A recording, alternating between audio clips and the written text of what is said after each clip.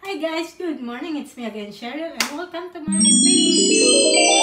So for today's vlog guys is maglilinis po tayo ng apartment at ang una kong nililinisan dito is itong aming kwarto. So papalitan natin siya ng punda, ng cover.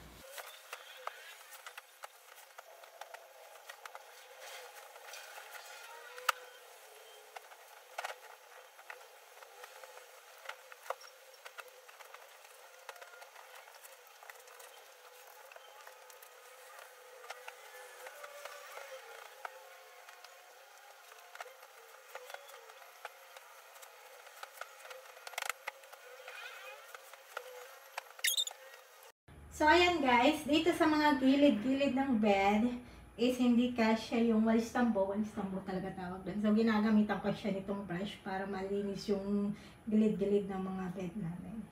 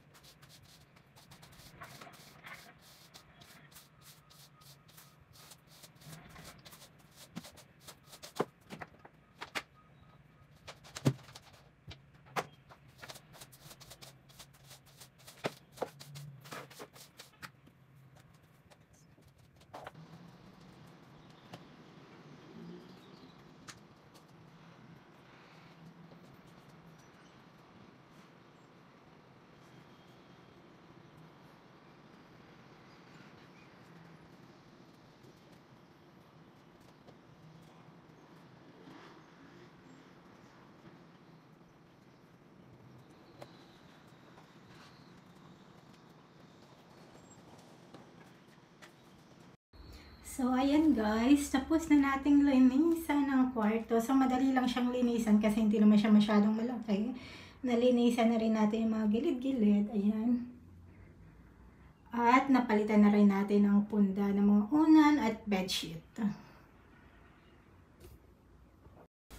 Pagkatapos naman yan guys, is maglilinis tayo dito sa aming banyo. So, madali lang siyang linisan kasi maliit lang po siya. So, tapon na natin yung basura. Gumagamit pala ako ng plastic, tapos lagyan natin yung plastic ng ating kamay.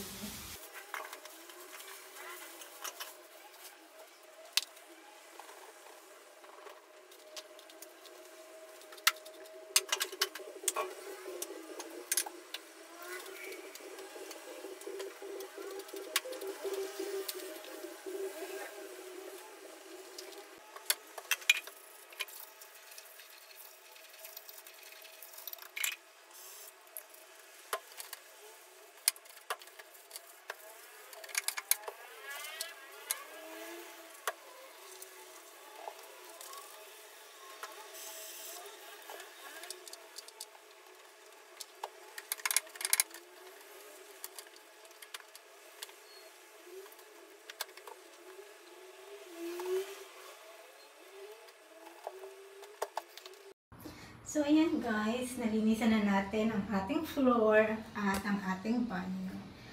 So, hindi siya masyadong malaki guys. Malinis na siya.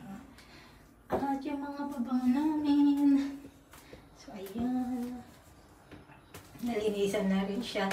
Tapos, i-share ko pala sa inyo to guys. Itong pabango na to. Kasi nung nag-travel kami before sa business class is nagbibigay sila ng mga ganitong pabango. So, Bulgari siya. Sobrang bango nito. Hindi siya nakakahilo sa sa ilong. Hindi ka may hilo. Tapos ito guys. Sobrang bango din ito. Blue Chanel. Binili to ng asawa ko sa USA. So, magkaparehas sila guys. Ito, hindi po siya foundation or lipstick. Ano po siya? Pabango. So, bubuksan mo siya pag ganyan. Pag ganyan mo siya bubuksan. So, parang lipstick. Ganyan mo lang siya. Tapos ito na. Kasi ako guys, talagang maselan ako sa mga pabango. Lalong-lalo na minsan nahihilo ako. At ito, mabango din ito. Lahat ito guys, mapabango. Pati ito ginagamit ko, tingnan nyo. Wala na siyang laman, no? Pinanlili ko yung pabango. Tapos yan, ay yung ginagamit kong panglinis. Pagkatapos guys, dito naman tayo sa kabilang kwarto, which is ang makikita ninyo is cabinet lang, tapos curtain. Ito lang laman, tapos may mga bag dito sa gilid. Tapos itong sandals na ginamit ko kahapon nung nag-party guys is sobrang ganda niya. Binili namin siya sa Camborio, which is talagang soft siya dito sa talampakan mo, kaya hindi sasakit ang iyong paa. Malambot siya rito. So nilinisan ko siya kasi guys, pag gumagamit ako ng sandals, nililinisan ko siya, binabrush ko siya sa baba, tapos yung mga ganito, may mga color para hindi siya ma-stop dito sa inyong sandals at magmukhang bago. So ilalagay natin siya sa box. Ito yung box niya, ilalagay ko ulit siya rito.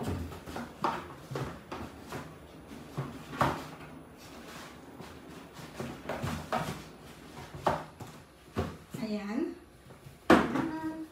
Next na.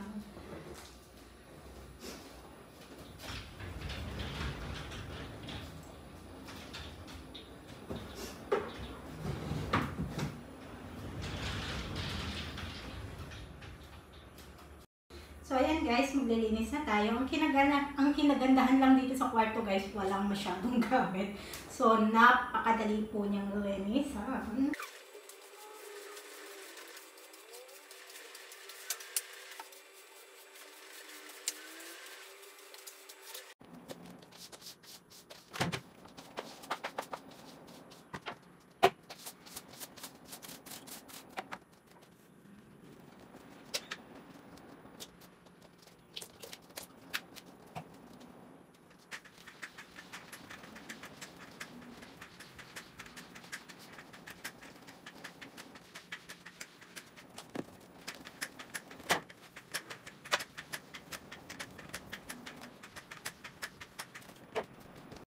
So, ayan guys, natapos ko ng linisan ng aming floor.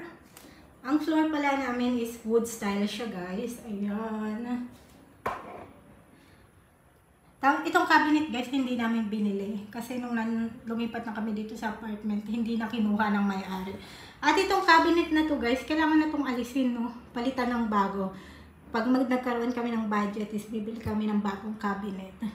Siguro ayoko ng ganitong klaseng cabinet guys. Ang gusto ko yung fix na sa wall. Para maganda siyang tignan. Kasi pag mga ganyan, tignan nyo, meron pa siyang mga space dyan. Tapos may space pa sa gilid. Kung magpapagawa kayo ng fix na cabinet sa wall is mas maganda. Ayan. Ito yung mga bag ko. The floor. Bala, ito pa lang ang ginagamit kong panglinis guys sa floor. Taran! Desktop Madeiras. Talagang pang ano po siya. Pang wood floor. Ayan guys, so nandito naman tayo sa may sala. So ito naman ang lilinisan natin. Pag naglilinis ako guys, is slowly lang, no. Minsan sa kwarto, inuuna sa kwarto, pangalawa sa banyo, pangalawa sa another kwarto, at dito na tayo sa may sala, at saka sa may kitchen area. Tara, linis tayo.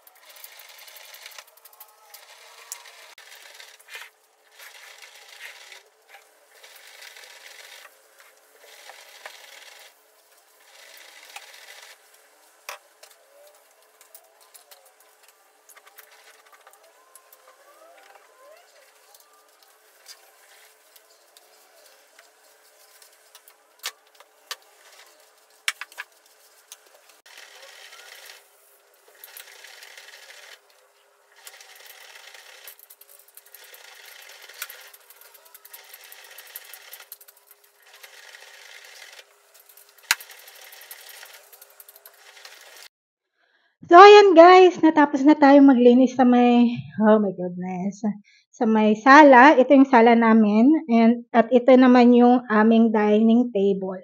So, nung lumipat pala kami dito guys, is nandirito na tong table na to, at 6 chairs siya. and white table.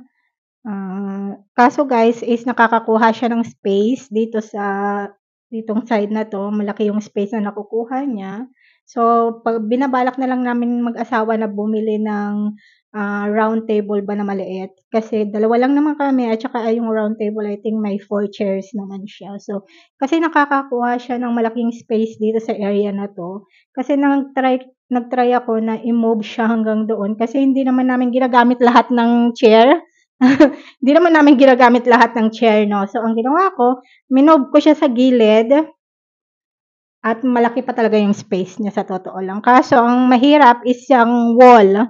'Pag nata-touch ng chair itong ganito is nagkukulay yung wall. Meron siyang ano, bakat-bakat doon, oh. So, binalik ko na lang siya sa ganitong style.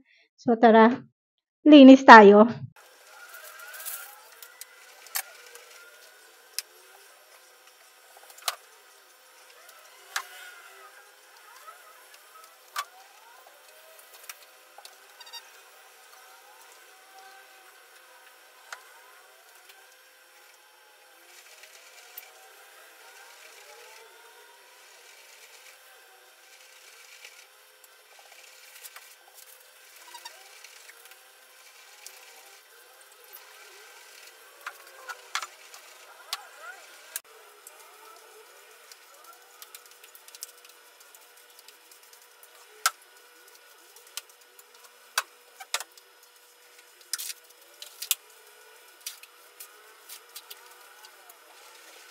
Hi guys! So, natapos ko ng linisan sa may sala, sa may bedroom, sa may toilet, at ang huli is ang kitchen! Kitchen! So, nakikita nyo naman guys, ang daming hugasan. So, ayan, hugasan natin siya. Pagkatapos ko maghugas is maglilinis na ako and the floor is already clean. Tara! Nilinisan ko na siya. Dito kasi sa bahay guys is hindi lang masyadong madumi. Wala namang bata rito nagdudumi, kundi ako lang. At, samahan niyo na ako. Tara, hugas tayo.